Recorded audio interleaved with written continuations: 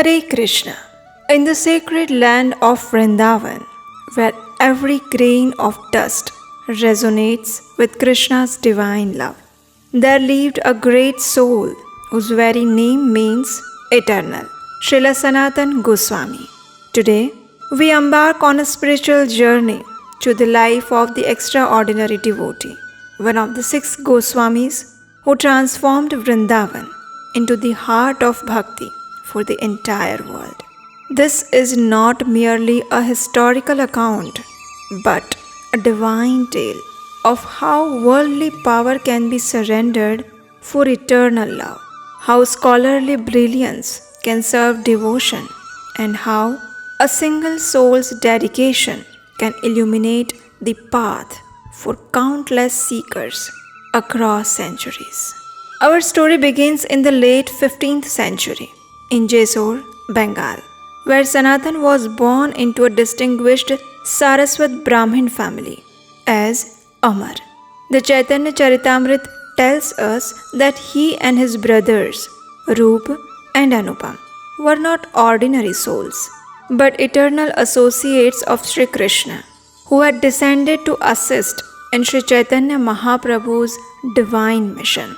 From childhood, Sanatan displayed extraordinary intelligence and spiritual inclinations.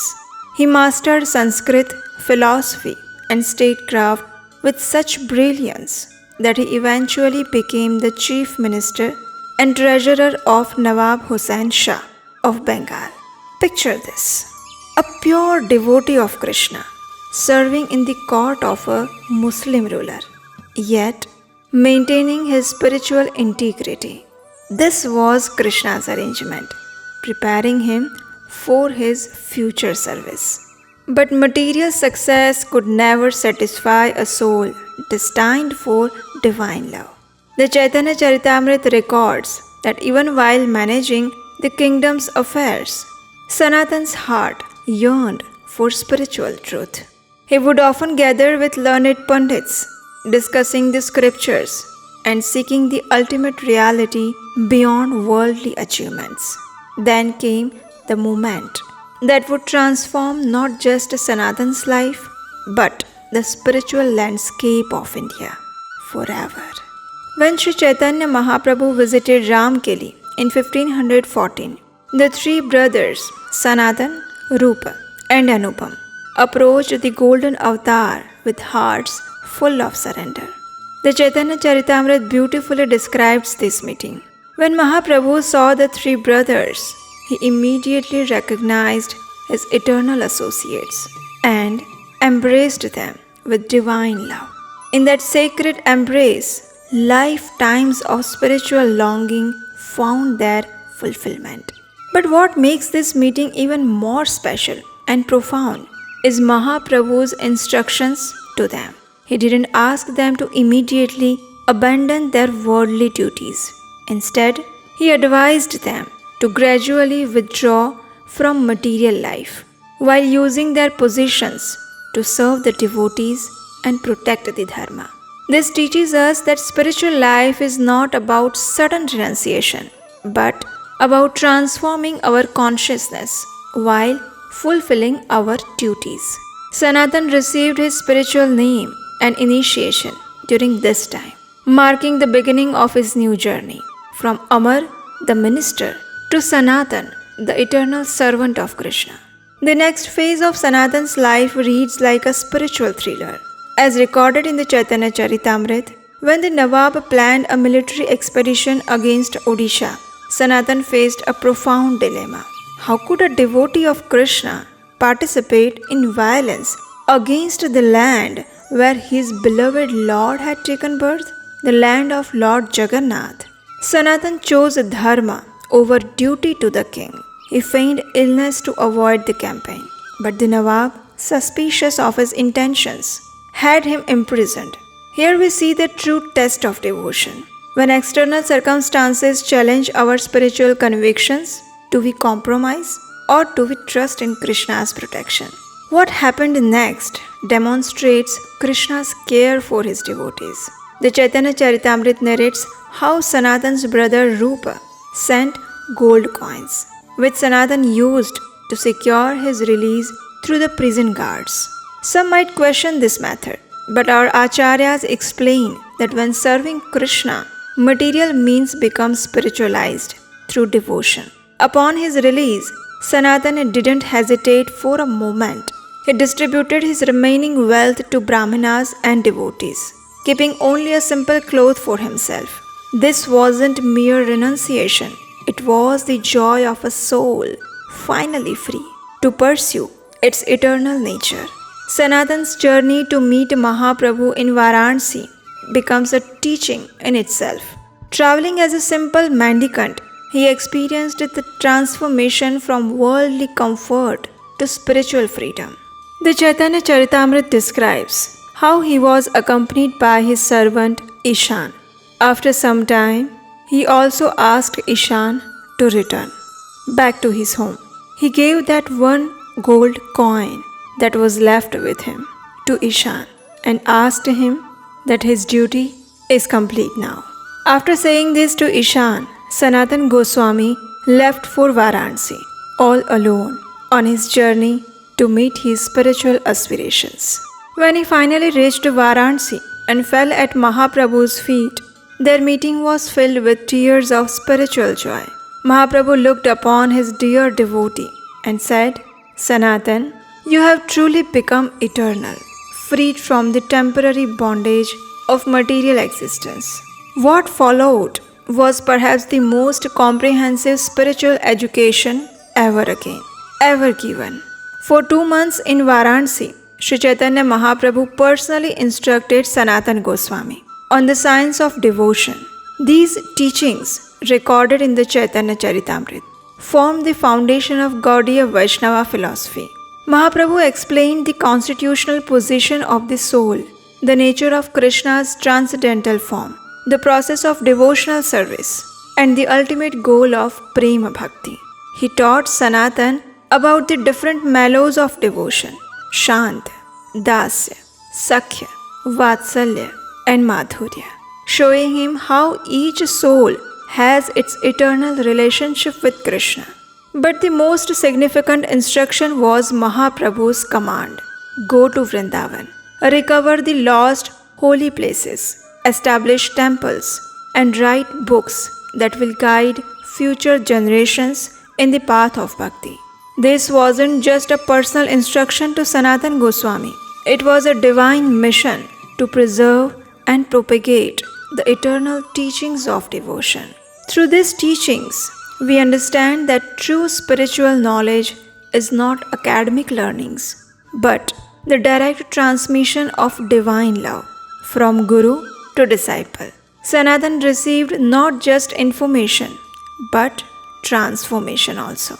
When Sanatan Goswami arrived in Vrindavan, he found it to be the jungle, the barren land, with the sacred places of Krishna's pastimes lost to time. But through his spiritual vision and Krishna's guidance, he began the monumental task of rediscovering these holy sites. His first great contribution was the establishment of Madan Mohan Temple in Vrindavan, giving Krishna a proper place of worship in his own abode. But Sanatan Goswami's service went far beyond temple construction. He began writing the scriptures that would guide Vaishnava theology for centuries to come.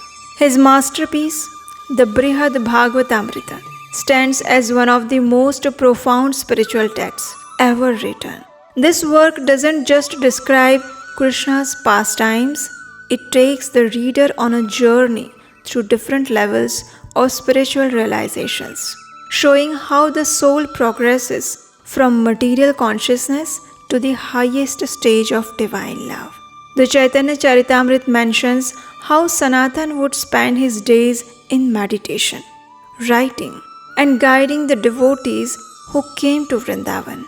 He established the principles of temple worship, the proper observance of festivals, and the codes of conduct for renunciates.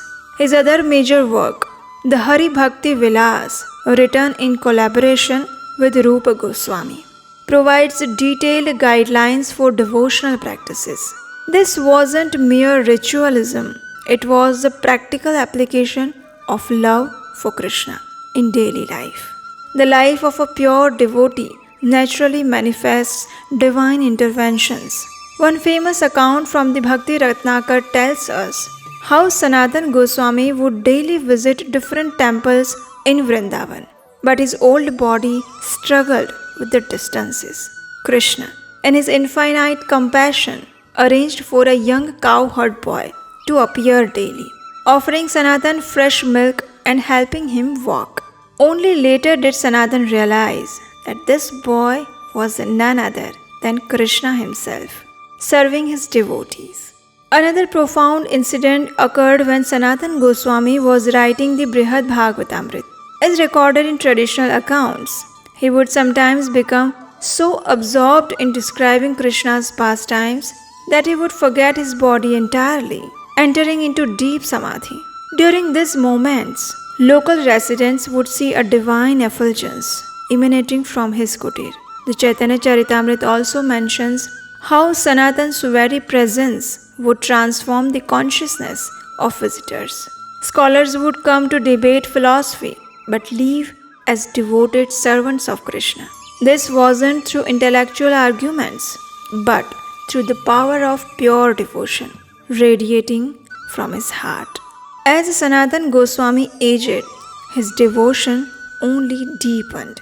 The Bhakti Ratnakar describes how he would spend entire nights in kirtan and meditation. His body weakened, but his spirit soaring in divine love.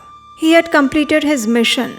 Vrindavan was restored as the spiritual heart of bhakti. The temples were established and the scriptures were written. In 1558, at the age of approximately 70, Srila Sanatan Goswami prepared for his final journey. Traditional accounts tell us that he spent his last days in continuous remembrance of Krishna, surrounded by devotees who had come to receive his final blessings. When he entered Samadhi, leaving his body in the same spirit of devotion with which he had lived, the entire Vrindavan wept. But this was not an ordinary death. It was the return of an eternal associate to his beloved Lord's abode. His Samadhi tomb in Vrindavan continues to be a place of pilgrimage, where devotees come to seek his blessings and guidance in their spiritual journey. What can we learn from his extraordinary life? Srila Sanatan Goswami shows us that true success lies not in accumulating material achievements, but in surrendering everything for divine love. His life teaches us that spiritual transformation is possible at any stage of life, regardless of our current circumstances. His writings continue to guide millions of seekers, proving that when we serve Krishna with pure intention, our actions become eternal. For modern spiritual seekers, Sanatan Goswami's example reminds us that whether we are householders or renunciates, the path of bhakti is open to all who approach with sincerity. Most importantly, his life demonstrates that surrender to Krishna is not a loss, but the greatest gain, the discovery of our eternal identity as servants of the Supreme Lord. And today is the disappearance day of Srila Sanatan Goswami. On this very special day today, let us pray to Srila Sanatan Goswami at his lotus feet, that may he bestow us his special causeless mercy and blessings, that one day we also develop a drop of devotion unto the lotus feet of Supreme Lord Krishna, just like his dear devotee, Srila Sanatan Goswami. Hare Krishna.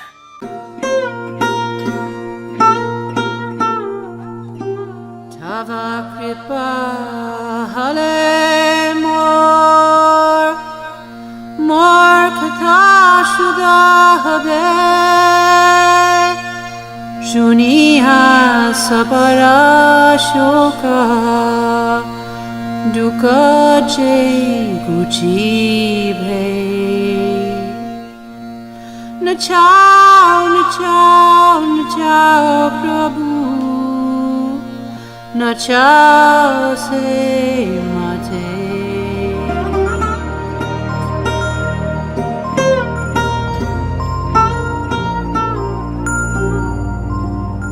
Bhakti Vedantanam Ebe